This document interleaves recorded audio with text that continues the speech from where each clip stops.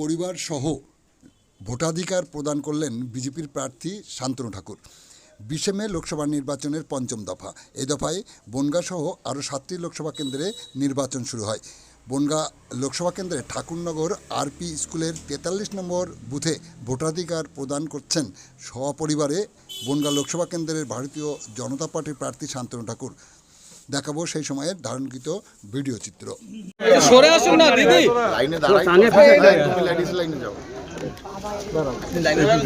লাইনে না দাঁড়িয়ে গণতন্ত্র এত অগ্রাধিকার দেয়নি, সবাই টপকে গিয়ে ভোট দাও। স্কুলটার নাম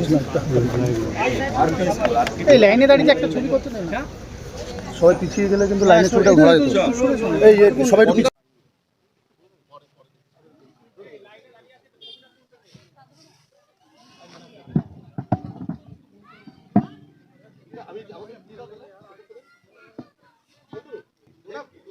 আজ বনগাঁ লোকসভা নির্বাচন ঠাকুরনগরে ভোট দিতে এসেছেন বিজেপি প্রার্থী শান্তনু ঠাকুর এবং গতকাল থেকে উত্তপ্ত বনগাঁ লোকসভায় ভোটারদের কি অভিযোগ? মারধর করেছে ঠাকুরনগরের ভোটারদের। 121 নম্বর বুথ, ওটা হচ্ছে